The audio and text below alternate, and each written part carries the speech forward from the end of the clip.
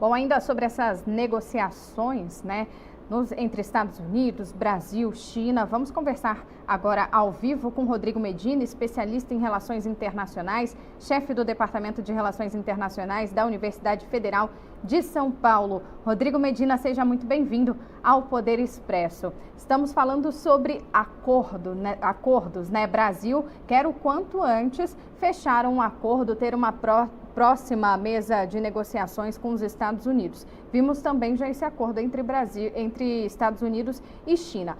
Para iniciar, o que esse acordo entre Estados Unidos e China representa neste momento? Boa tarde ao senhor, seja bem-vindo. Boa tarde a todos que nos assistem. Bom, o primeiro passo é nós compreendermos que esse acordo não se insere somente numa guerra tarifária desfechada pelos Estados Unidos desde abril. Ele está no contexto muito mais amplo de uma guerra comercial travada entre os dois gigantes e que já tem longa data e muita repercussão para o comércio e para a economia mundial. Negócios e investimentos estão diretamente afetados por essas querelas, né? Agora, a reunião havida na quinta-feira na Coreia do Sul e que teve como tema central as sobretaxas aplicadas em abril pelos Estados Unidos, não é? Nesse contexto de escalada nos termos da guerra comercial entre ambos os países, tem importantes resultados já imediatos, não é? Como bem dito há pouco, a redução da tensão comercial entre Estados Unidos e China, né, com as medidas já anunciadas, afeta diretamente cadeias globais de suprimentos e todo o comércio internacional. Portanto, nós temos como impacto imediato uma notável redução das incertezas que afetam os mercados globais, com a diminuição, sobretudo, da volatilidade dos mercados, permitindo maior previsibilidade para investimentos, não é? Nós estamos falando em termos concretos, da redução de tarifas por parte dos Estados Unidos, da retomada das compras de soja dos Estados Unidos pela China, né, substituindo parte das vendas brasileiras. É importante lembrar que quando a China deixou de comprar, no mês que a China deixou de comprar soja norte-americana, as exportações brasileiras nesse setor cresceram 30%, não é?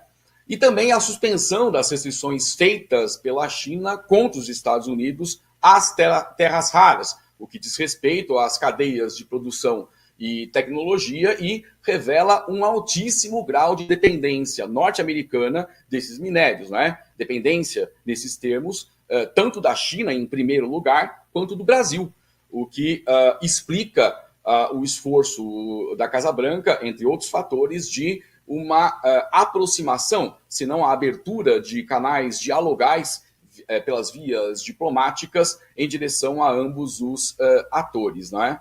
Mas, como bem dito há pouco também, em termos de significados, essa é uma trégua, o que não significa necessariamente que estamos na iminência do fim dessa guerra comercial. É, como eu disse, uma distensão temporária que afeta positivamente o comércio global e com resultados diretos para a economia mundial e desdobramentos, particularmente para o Brasil. E sobre esses desdobramentos, né? Quais são os efeitos práticos desse movimento aqui para o Brasil, principalmente, né, nos setores como exportação, tecnologia e investimentos chineses também? Bom, para o Brasil, a gente pode sublinhar, como eu disse há pouco, não é? Uma provável diminuição no volume das exportações de soja. É importante frisar que esse é um dos principais itens na pauta de exportação brasileira, né? Mas também abre oportunidades para que tentemos explorar novos mercados para substituição dessas exportações. Agora, em dezembro, nós temos a iminência da assinatura do tratado, do acordo entre Mercosul e União Europeia, que significa um quarto, não é, do comércio mundial e um mercado consumidor que é 2 vezes o tamanho do mercado norte-americano. né? Então, não são ruins as perspectivas, apesar de parecer que estejamos numa iminência de uma diminuição no volume de exportações de soja. É preciso dizer também que há uma outra oportunidade que deve ser explorada pela diplomacia, não é? E pelos quadros negociais do governo brasileiro para um acordo que viabilize o acesso a terras raras. Isso porque o Brasil é o segundo maior detentor desses minérios, não é? Em primeiro lugar está a China, em segundo lugar está o Brasil. Apesar de haver uma diferenciação estrutural entre ambas as realidades, porque a China detém meios e recursos para a extração, não é? E o refino desses minérios, coisa que o Brasil não detém e, portanto, opera a exportação de matéria-prima bruta. Mas isso nos coloca numa condição de relevância e aumenta as chances de, em negociações bilaterais, não é? Conseguimos contemplar parte dos nossos interesses, né? Vamos lembrar que o que nós estamos chamando de terras raras não são nem terras e também não são tão raras assim. Nós estamos falando de um conjunto de 17 minérios, não é? Que são absolutamente essenciais para a indústria tecnológica, semicondutores, não é? Não apenas usual para o fabrico de smartphones, mas estão falando desde a indústria automobilística até aeronaves, defesa e itens os mais diversos. Para que se tenha ideia do quão necessários são esses bens, a Honda no México teve que suspender parte da sua produção no momento em que esses itens se tornaram rarefeitos no mercado.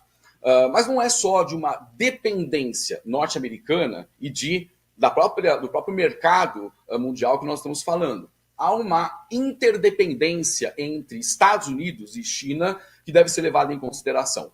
Porque ao passo que os Estados Unidos precisam acessar terras raras, isso beneficia China e Brasil nessas relações negociais, são gigantes como a NVIDIA, uma empresa norte-americana que lidera o fabrico de chips que são utilizados para sistemas como o ChatGPT, não é? Chips para inteligência artificial, que são necessários, por sua vez, para a China, que ainda não tem condições concorrenciais, não é? Em termos de equivalência, para deixar de depender desses bens de consumo também. Então, essa condição de interdependência tende a produzir um certo equilíbrio por tensão e abrir canais dialogais para que a diplomacia, tanto convencional quanto setores corporativos, não é, caminhem na direção de algum consenso que permita ao sistema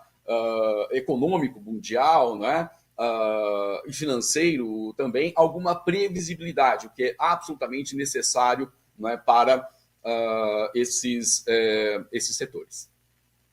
O Brasil quer um encontro mais rápido possível, né? Um próximo passo nessa mesa de negociação. Isso justamente seria ideal, essencial, na verdade, aproveitar esse bom embalo, já que Lula e Trump se encontraram, não deixar essa onda esfriar?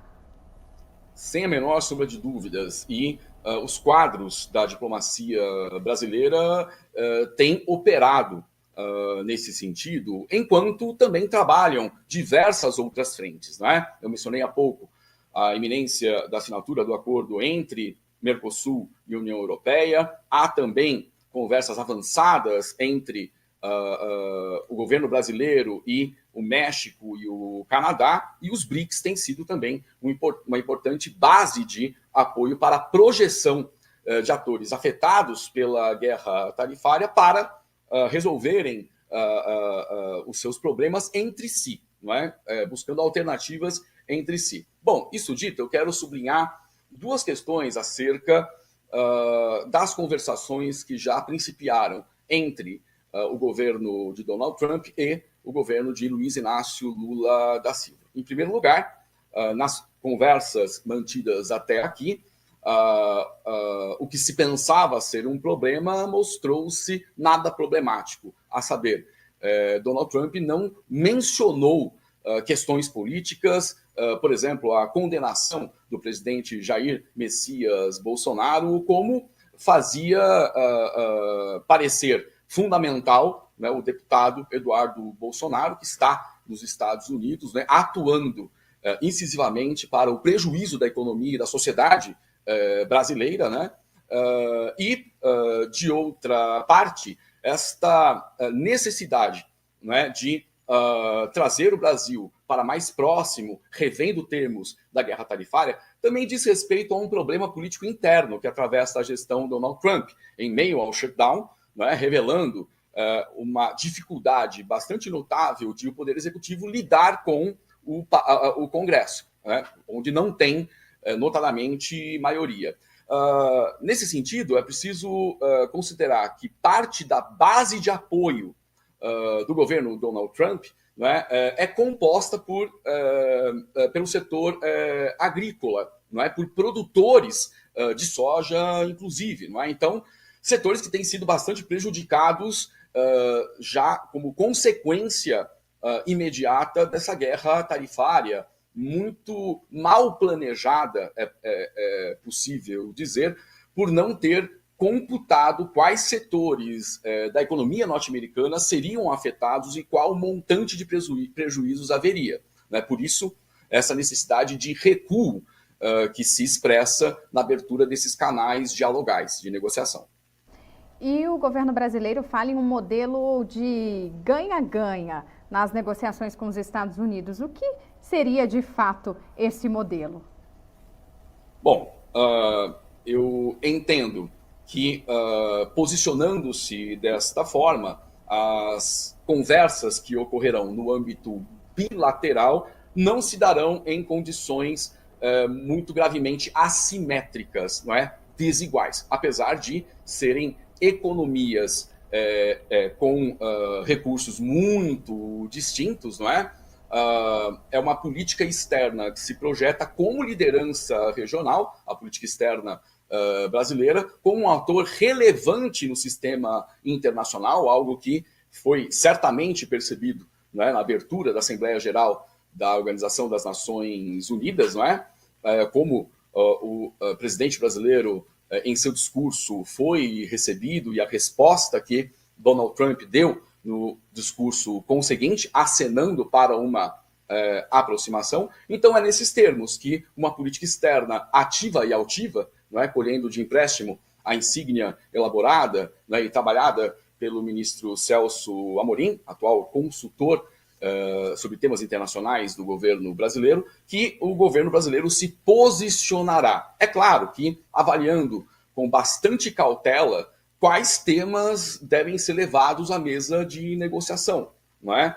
Porque, enfim, muitos temas podem ser invocados e nem todos eles tendem a ajudar um posicionamento benéfico para a política externa brasileira. Há pontos em que, sabidamente, dificilmente o governo Trump recuará. Por exemplo, a crise no Mar do Caribe, não é? E a situação da Venezuela nesse contexto. Então, eu acredito, se puder fazer uma aposta aqui, que esses temas devam ser evitados pela diplomacia brasileira. Mas é como colocou o próprio presidente Luiz Inácio Lula da Silva, não há temas proscritos para essas conversações. No entanto, a prioridade é a revisão das taxações e a revisão dos instrumentos persecutórios movidos pela Casa Branca contra autoridades brasileiras, sobretudo do Poder Judiciário, também do Poder Executivo, não é?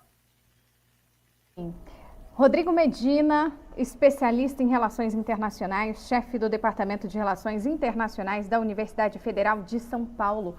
Muito obrigada pela participação e por todos os esclarecimentos hoje com a gente ao vivo aqui no Poder Expresso. Boa tarde. Boa tarde, eu que agradeço.